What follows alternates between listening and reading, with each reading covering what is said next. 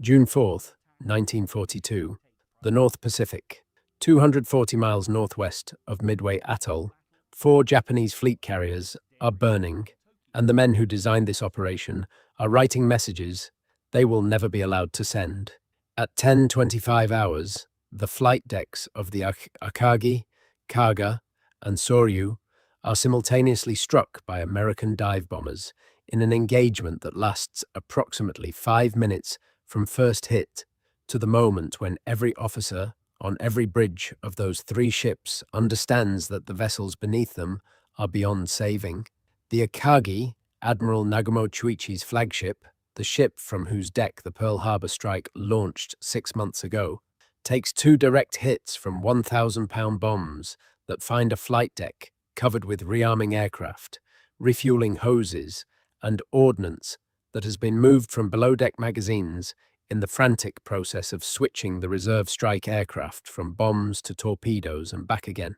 The bombs penetrate the Akagi's flight deck and detonate among the aircraft, ordnance, and fuel hoses that have been accumulating on the deck through the morning's frantic sequence of rearming decisions. Aircraft that should be in the hangar below have been brought to the flight deck for a launch that has been repeatedly delayed, and the bombs find this accumulation of combustibles with a precision that the dive bomber crews would have found difficult to improve upon if they had known it was there. The secondary explosions begin within seconds. Aviation fuel igniting from the initial bomb blast, ordnance cooking off in the heat of the burning aircraft, the fire spreading from the flight deck into the hangar below, where more aircraft and more ammunition have been staged for the launch that the morning's delays have prevented. The Akagi's damage control crews do everything their training has prepared them to do, but their training has prepared them for managing fires in individual spaces of a ship whose essential structural integrity remains intact, not for managing a ship whose flight deck, hangar, and the structural connections between them are simultaneously involved in a fire that is producing secondary explosions they cannot predict or contain. The Kaga burns similarly, its 4 direct hits producing a fire that the ship's firefighting system, overloaded by simultaneous damage in multiple compartments, cannot confine to any single space. The Soryu burns so intensely that its captain orders abandon ship at 10:55, 30 minutes after the attack, the fire having reached the point where the ship is no longer a vessel that can be fought, but a platform that will kill the men trying to fight it if they remain aboard. The Kaga takes 4 direct hits. The Soryu takes 3. All 3 are burning uncontrollably by 10:30. A 4th carrier, Hiryu, escapes the initial attack because she has been separated from the other 3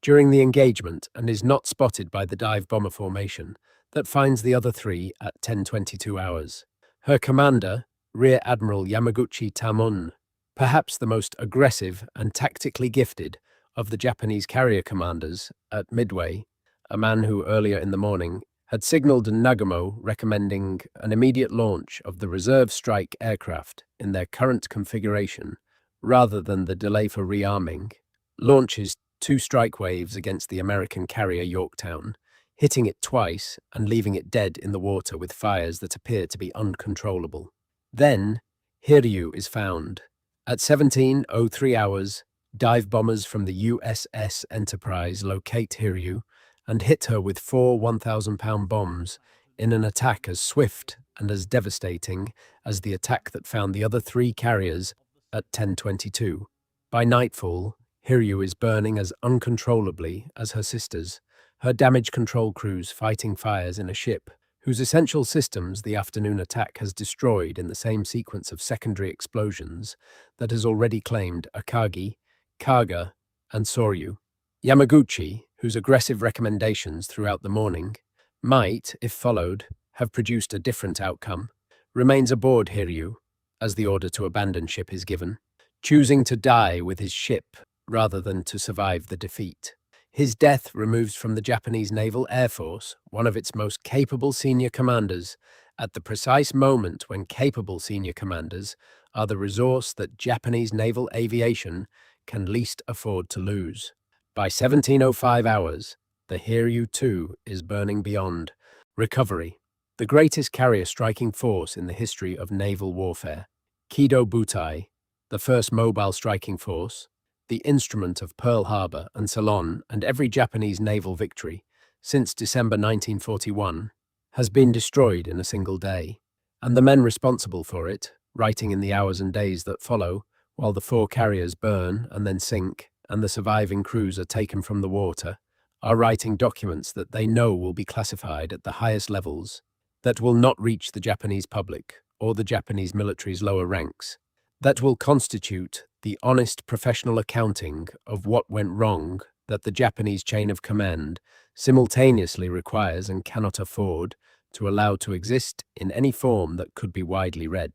What they write in the classified after-action reports, in the personal journals and letters that their wartime circumstances permit, in the testimony they give to the investigation that the Naval General Staff immediately commissions and immediately seals, is the most important body of self-assessment that the Japanese military produces in the entire Pacific War, and the specific decisions that are made about what to do with it, how to control it, how to prevent its implications from propagating through the Japanese military and Japanese society in a way that accurately reflects the strategic situation of June 1942, who is allowed to read the assessments, how the survivors are managed, what the public is told, what the broader military is told, become decisions that determine whether Japan adjusts to the reality that Midway has produced or continues toward the outcome that reality is making increasingly inevitable. To understand what Japanese commanders wrote in secret after Midway,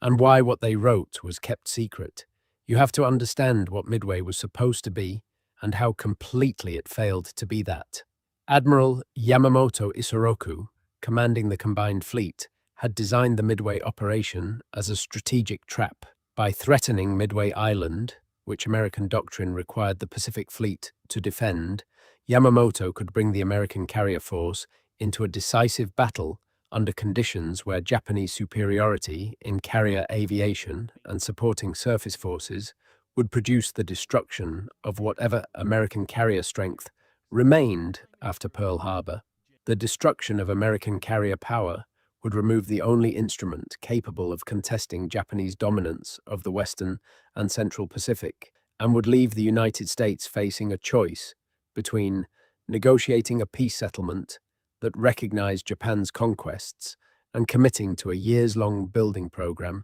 whose cost in blood and treasure might erode American public support for the war. The plan required surprise, which Yamamoto believed was achievable through operational security measures that restricted knowledge of the operation's target to a small circle of planners until shortly before the assault force sailed. The operational security that had allowed Pearl Harbor to succeed without American warning, and that Yamamoto believed remained Japan's ability to deny the United States the specific information that would allow effective preparation. It required numerical superiority at the decisive point, which the operation's order of battle provided on paper. 4 fleet carriers against the 2 or 3 the Americans might commit, supported by battleships and cruisers, whose presence, if the carrier engagement could draw American surface forces into range, offered the possibility of a surface battle in which Japanese advantage was overwhelming, and it required that the American carriers be where Japanese intelligence said they were, somewhere to the south and west, potentially near the Coral Sea area where Japanese planners believed American naval attention had been focused by the May 1942 engagement, not yet repositioned to intercept the Midway attack from the northeast, where Admiral Nimitz had in fact positioned them weeks before the Japanese fleet sailed. Every one of these requirements failed simultaneously, for reasons that the classified post-battle assessments document with a precision that the official communications Japan released to its military and public carefully avoided. The American carriers were northeast of Midway, exactly where Nimitz had positioned them, based on intelligence derived from the broken Japanese naval code, intelligence so precise that the American commander knew not merely the operation's target, but its approximate date, its composition, and its approach vector, intelligence that had transformed what Yamamoto intended as a trap into an ambush whose geometry Nagumo would not discover until the trap had already closed. Every one of these requirements failed simultaneously for reasons that the classified post-battle assessments document with a precision that the official communications Japan released to its military and public carefully avoided. The American carriers were northeast of Midway, exactly where Admiral Chester Nimitz had positioned them, based on intelligence so precise it had been derived from the broken Japanese naval code. The surprise that Yamamoto's plan depended on had been preempted before the first Japanese aircraft left the Akagi's deck. The battle was decided before it began by an intelligence failure that the Japanese Naval General Staff's post-battle assessments identify clearly, and that no official communication to the broader Japanese military or public mentions at all. The survivors of Midway, who produce the primary body of classified documentation, are men who bear the weight of the defeat in specific and different ways. Nagumo, whose command decision at approximately 07:15 on the morning of June 4th, the decision to rearm his reserve aircraft from bombs to torpedoes, then to reverse the rearming after the first American carrier contact report arrived, then to delay the launch to recover his first Midway wave, then to find the launch delayed further by the successive attacks of American torpedo planes that forced his combat air patrol to low altitude and kept the flight deck unavailable for a launch, is the decision that the post-battle analyses return to most consistently, is a commander who has led Kidobutai through Pearl Harbor, Rabaul, Darwin, Ceylon, and every engagement of its remarkable undefeated record, and who now faces the specific professional humiliation of having made the decision that the analyses identify as the pivot on which the battle turned. The analyses are not unreasonable in this identification. The decision sequence of June 4th morning does represent a series of choices that, examined in retrospect with the knowledge of what those choices produced, appears to have provided multiple opportunities to launch a strike that might have found the American carriers before the American dive bombers found Kido Butai. But the post-battle analyses also contain, in their more careful passages, an acknowledgement that Nagumo's decisions were made in an environment of ambiguous information and competing pressures that the operations design had created, and that no individual commander's judgment could fully overcome. The late reconnaissance report that gave him insufficient time, the incomplete contact information that gave him insufficient certainty, and the pre-battle plan that had given him no guidance for exactly this contingency, because the pre-battle plan had assumed the contingency would not arise. Yamamoto, aboard the battleship Yamato, 600 miles behind the carriers, receives the reports of the carrier losses in sequence through the afternoon of June 4th and produces, in the days that follow, a classified assessment of the operation that his staff officers later describe as the most honest document he ever produced. A systematic analysis of every decision that went wrong, beginning with his own. Rear Admiral Ugaki Matome, Yamamoto's chief of staff, maintains a personal diary throughout the war that becomes, after its post-war publication and translation, one of the most important primary sources for Japanese naval history, and one of the few Japanese senior officer accounts of the Pacific War that was written contemporaneously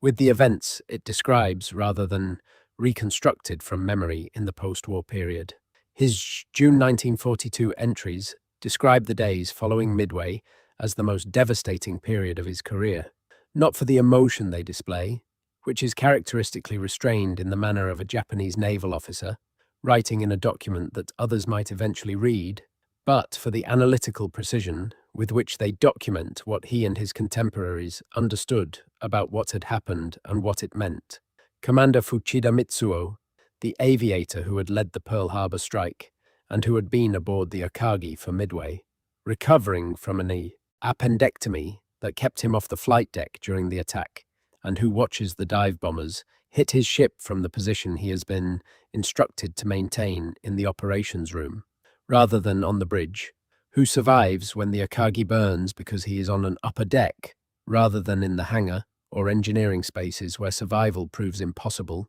who breaks both ankles jumping to the deck from the rope ladder when the order to abandon ship is finally given, and who is pulled from the water by a Japanese destroyer after hours of floating with his injuries, produces, in the weeks after Midway, the most detailed account of the battle from the Japanese perspective that any single survivor provides. His account is a professional aviator's analysis, specific about aircraft states and ordnance loads, specific about the timing of reports and decisions, specific about the operational situation at each point in the morning's cascade of decisions in a way that only a man who was present in the command center where those decisions were being made could be. The account circulates within the Naval Aviation Bureau at high classification, is read by senior officers at the Naval General Staff, who are simultaneously conducting their own investigation of the battle's outcome, and is later recognized by historians working with captured Japanese records in the post-war period as the most accurate and most complete single Japanese description of what actually happened on June 4th, 1942. Fuchida's account does not spare Nagumo, and it does not spare the operation's design, and it does not spare the intelligence apparatus that provided the false assurance on which the operation's confidence was based. It is honest in the way that professional after-action accounts by men who were present must be honest, because the lies available to official communication are not available to a man who was in the room when the decisions were made. June 4th through June 7th, 1942. The operational facts that the classified assessments are written around are recorded in the surviving communications and logs of the Japanese task forces, in the ship logs of the destroyers that rescued the carrier survivors from the North Pacific, in the personal journals of officers who maintained their diaries through the battle and its immediate aftermath, and in the communications traffic between Kido Butai and Yamamoto's command aboard the Yamato that American radio intelligence units partially intercepted in real time, and that post-war analysis of recovered Japanese records filled in more completely. These records were translated and analyzed by American naval intelligence in the months following the battle, contributing to the American understanding of what had happened that subsequently shaped American carrier tactics and fleet organization for the remainder of the Pacific War. Kido Butai launches its first Midway strike at 0430 hours on June 4th, 108 aircraft in 2 waves. The strike reaches Midway at approximately 0634, attacks the island's air defenses and facilities, and returns to find Kido Butai under attack by American land-based aircraft from Midway itself. The aircraft are not effective. Army B-17 bombing from high altitude achieve nothing. Torpedo planes from the island are shot down without hitting anything. But they keep Kido Butai's Zero Combat Air Patrol engaged at low altitude and prevent the recovery and rearming process from proceedings on the schedule that Nagumo's plan requires. At 0702, the Cruiser Tone's No. 4 reconnaissance floatplane, launched 30 minutes late due to a catapult malfunction that the post-battle assessments identify as one of the critical small failures that compound into the battle's outcome, reports 10 American ships to the northeast. The report does not specify carrier. Nagumo orders clarification. The clarification arrives at 0728. What appears to be a carrier. In the 36 minutes between those two reports, Nagumo's planning assumptions have been overturned, and the decision he now faces, whether to launch an immediate attack with aircraft armed for land strike against a carrier he cannot yet fully locate, or to complete the recovery of his first Midway wave, and then properly arm and launch a coordinated anti-shipping strike, is the decision that the post-battle analyses examine most intensively. The analyses are not unanimous in their verdict, but the majority view, expressed in the assessments, filed by Nagumo's own staff officers, is that the decision to recover the first wave before launching the second, the decision that places Kido Butai's flight decks covered with aircraft and ordnance at the exact moment when American dive bombers arrive, was the wrong decision, made under time pressure and with incomplete information, and that the intelligence failure that produced the incomplete information was the root cause of the catastrophe. The analyses also note, with a directness that official Japanese communications never approach, that the intelligence failure was itself produced by overconfidence,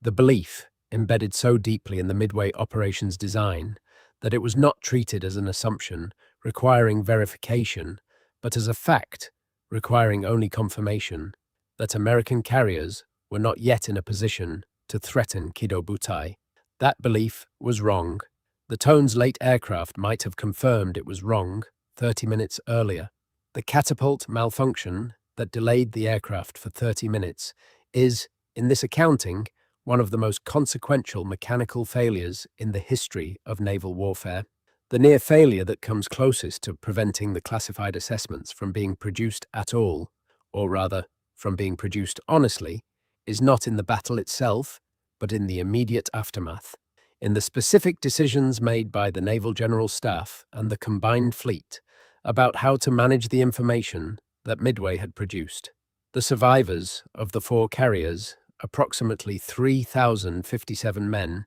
taken from the water over the days following the battle, are, on their return to Japan, placed under strict quarantine conditions that effectively prevent them from communicating the scale of the defeat to the broader Japanese military or civilian population. They are not imprisoned or formally restricted in any documented sense. They are instead quietly reassigned to units and postings that separate them from the networks of communication through which military information normally propagates in any large organization, through the letters home that get passed around among friends whose own friends pass them further, through the conversations in barracks and mess halls where men from different units pool their separate observations into a picture that none of them could construct individually, through the social structures of military life that make the suppression of significant events difficult in any army or navy because the events happen to real men who continue to exist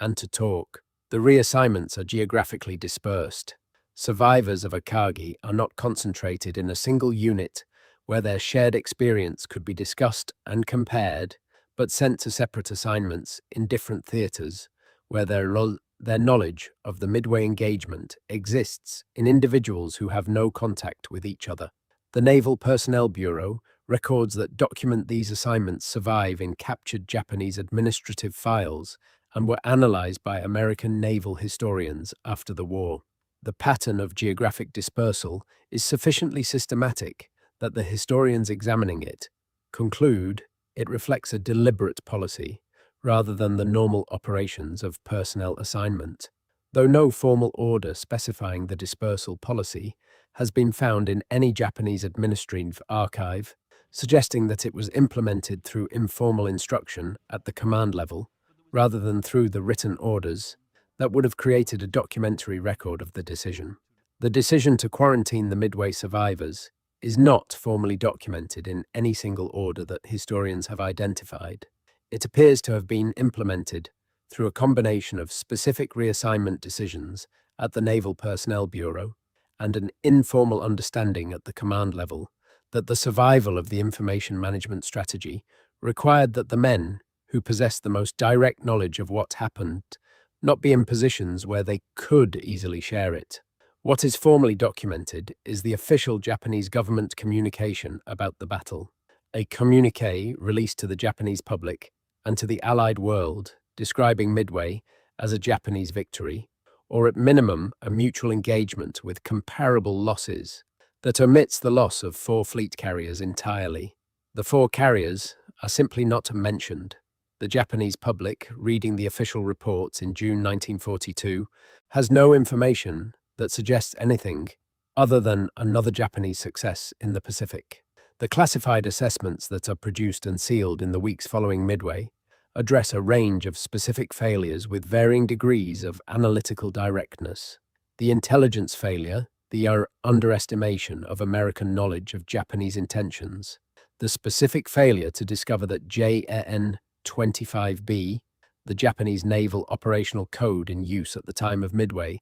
had been partially broken by American cryptanalysts at Station Hypo in Hawaii under Commander Joseph Rochefort, broken well enough to give Nimitz the operational picture that had positioned his carriers where they needed to be, is addressed most indirectly, because acknowledging the full implications of the American code-breaking success would require acknowledging that Japanese communication security had been compromised at a level that made every subsequent operational plan potentially known to the enemy before its execution. The Japanese Naval General Staff commissions an investigation of the communications security question following Midway and concludes, incorrectly, that the intelligence advantage the Americans had demonstrated could more likely be attributed to an agent leak, to inference from American observation of Japanese naval movements, or to the deductive capacity of a well-informed enemy than to the systematic cryptanalytic penetration of Japanese naval communications that had actually occurred. This conclusion, reached in part because the investigators cannot believe that a communications security system as complex as JN-25B could be substantially broken by any adversary's cryptanalytic capability, leads Japan to upgrade its codes in ways that produce temporary improvements in security, but does not lead to the fundamental changes in communications, discipline, and code architecture that a correct diagnosis would have demanded. The classified assessments that discuss the intelligence failure are, in this specific way, less honest than the assessments that discuss tactical failures. They fail to pursue the intelligence question to a conclusion that the evidence supports, and the failure to pursue it allows Japan to continue operating in an environment where American access to Japanese operational plans remains substantially more complete than any Japanese assessment acknowledges. The post-battle assessment of the intelligence failure focuses instead on the reconnaissance failures that were visible to the Japanese side, the late-tone aircraft, the inadequate search patterns that left the American carrier task force undetected until after the first Midway strike had already launched, the over-reliance on the pre-battle intelligence picture, rather than active pre-battle reconnaissance that could have updated it. These are real failures, documented in the assessments with genuine accuracy. They are also, in the consensus of naval historians who have studied both the Japanese and American records of the battle, secondary to the intelligence failure that the assessments cannot fully address, without implications that the Naval General Staff is not prepared to confront. The post-battle assessment of the tactical decisions on June 4th morning, Nagumo's rearming decisions,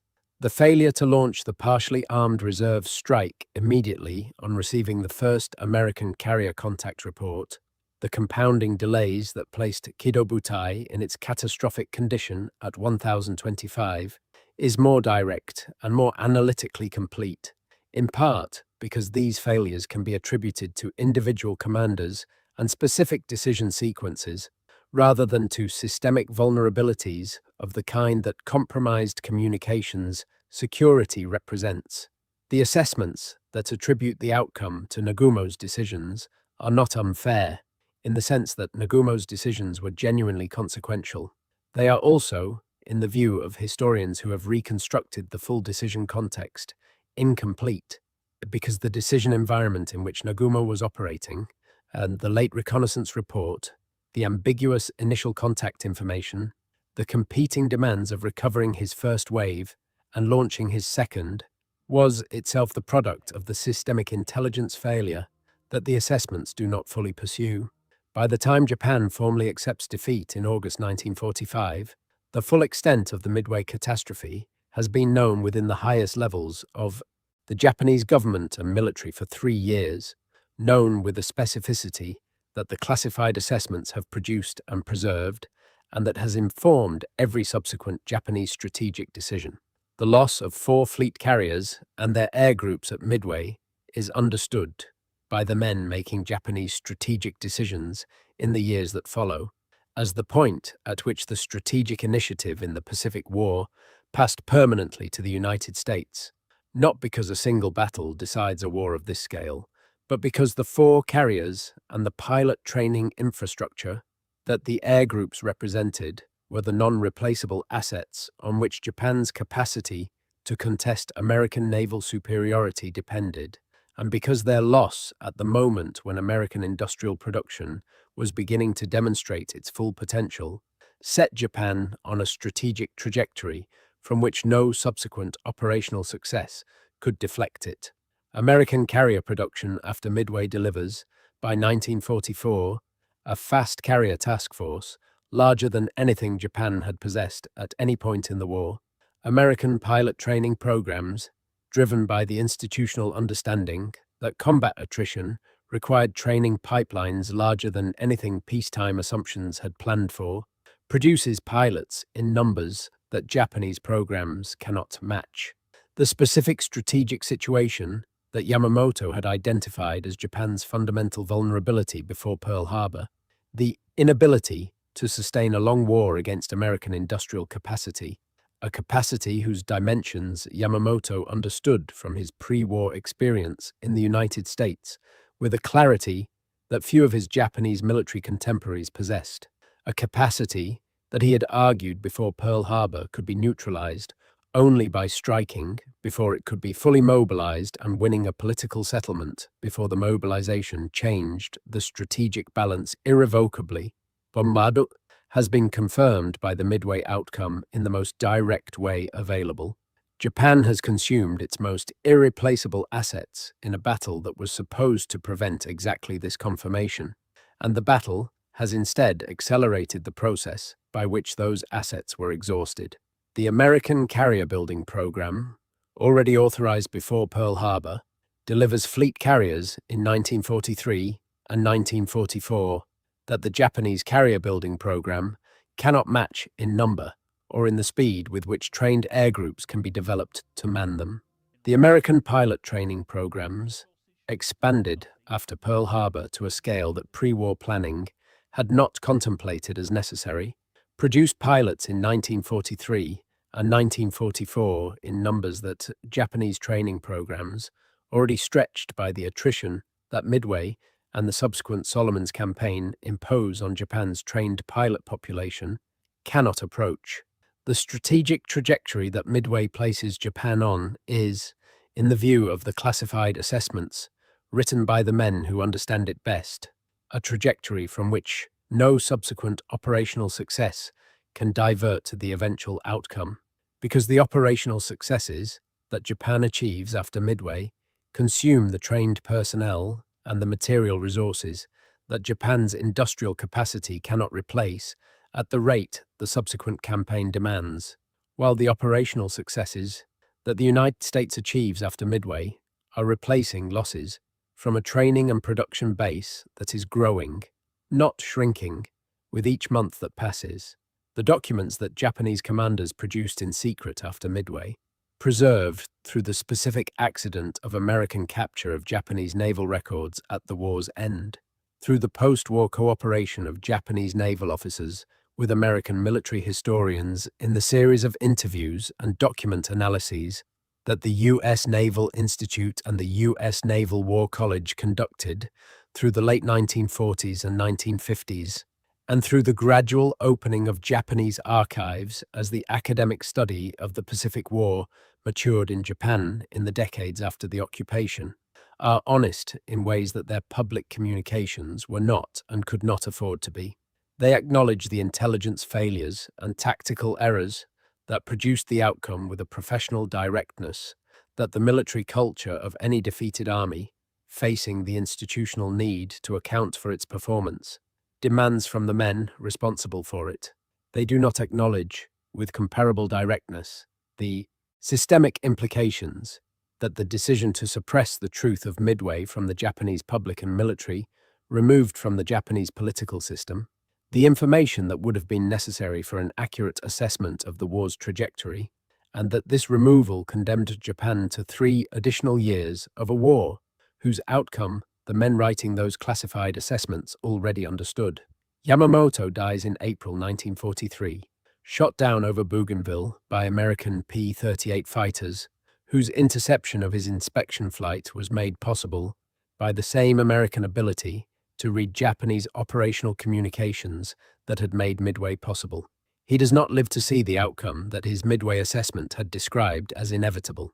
Nagumo dies in July 1944 on Saipan, commanding the island's ground defense after his naval career effectively ended with the Midway defeat. Fuchida survives the war, converts to Christianity in the years following it, and becomes one of the most important sources for Japanese accounts of the Pacific War's naval battles. His post-war writing providing historians with the primary Japanese perspective on events whose documentation the wartime classification system had otherwise suppressed. What he writes about Midway, what all of them wrote, in the classified assessments and the personal accounts that the post-war record gradually makes available, is a coherent and devastating analysis of how a strategic plan that depended on assumptions rather than verified intelligence, executed by a command culture that found it difficult to distinguish between the confidence appropriate to the plan's design and the complacency that made those assumptions untestable,